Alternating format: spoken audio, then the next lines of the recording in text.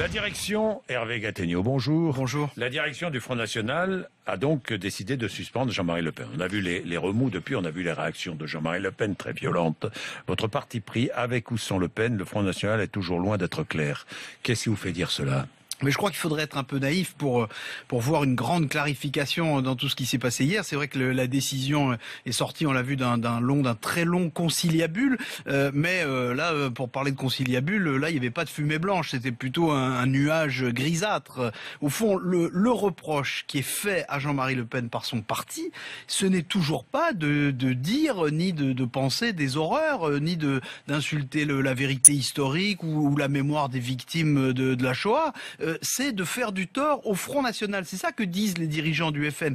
Donc il n'y a aucune condamnation de Jean-Marie Le Pen sur le fond. Et puis la sanction qu'on lui donne, elle aussi, elle est équivoque. Il est simplement mis à l'écart jusqu'à l'élection présidentielle. Parce que vous savez que dans les statuts du FN, la suspension ne peut pas aller au-delà de 2 ans. Donc ça tombe bien, ça fait 2017. D'ici là, Jean-Marie Le Pen, il reste député au Parlement européen, conseiller régional, et le Front National ne lui demande pas, que l'on sache, de siéger en dehors des rangs du FN au Parlement européen, ni au Conseil régional Provence-Alpes-Côte d'Azur. Donc oui, on peut dire que l'avenir de Jean-Marie Le Pen s'assombrit, mais on ne peut pas dire que son parti clarifie quoi que ce soit. Oui, Marine Le Pen voulait que la parole de son père n'engage plus le Front National. C'est ce qui a été décidé. Jean-Marie Le Pen parle de trahison. Est-ce que ce n'est pas un tournant dans l'histoire de ce parti ? En tout cas, c'est évidemment un symbole très fort, mais je crois qu'il ne faut pas se laisser abuser par la dimension personnelle et familiale de ce conflit.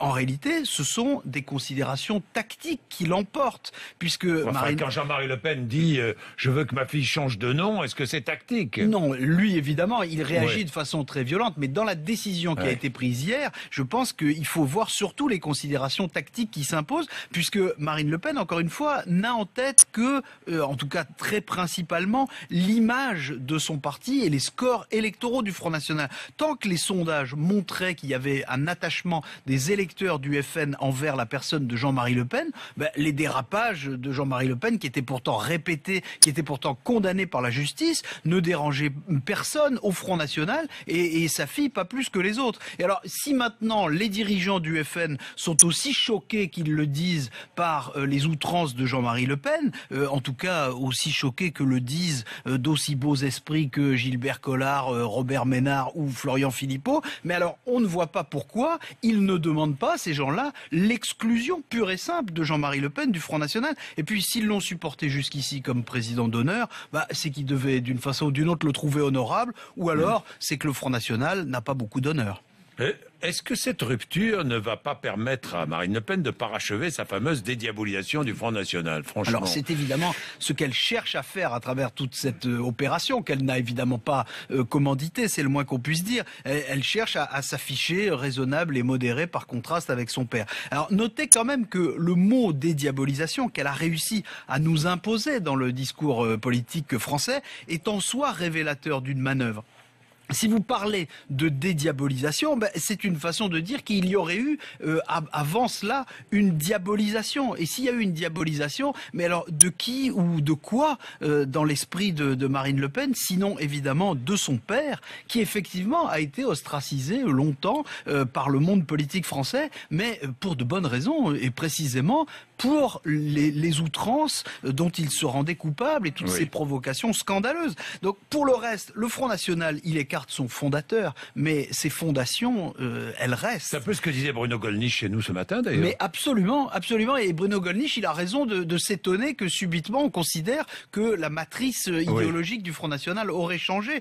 En tout cas, moi, de mon point de vue, il me semble que c'est toujours un parti réactionnaire, c'est toujours un parti largement xénophobe, c'est le seul parti en France où on peut tabasser des journalistes et où il reste parfois où on peut croiser des crânes rasés et des nostalgiques du Troisième Reich. Et ça, quoi qu'on en dise, Marine Le Pen n'y a pas changé grand-chose. Mais sur l'économie, il y a une différence de taille entre Marine Le Pen et son père.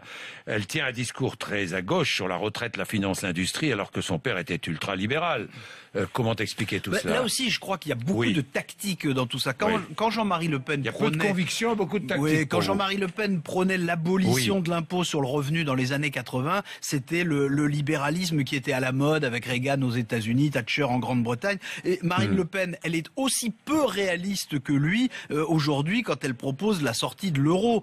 Mais simplement, elle choisit des thèmes qui collent à l'époque et à la crise. Dans les deux cas, la recette du lepénisme, c'est démagogie et opportunisme. La différence de fond, c'est que Jean-Marie Le Pen, lui, a toujours été un histrion provocateur qui ne voulait pas du pouvoir, alors que sa fille, elle rêve du pouvoir et qu'elle est prête à beaucoup de camouflage pour y arriver. C'est ce qui fait que le Front National de Jean-Marie Le Pen était repoussant et que le Front National de sa fille est menaçant. Bien, merci Hervé Gattegno.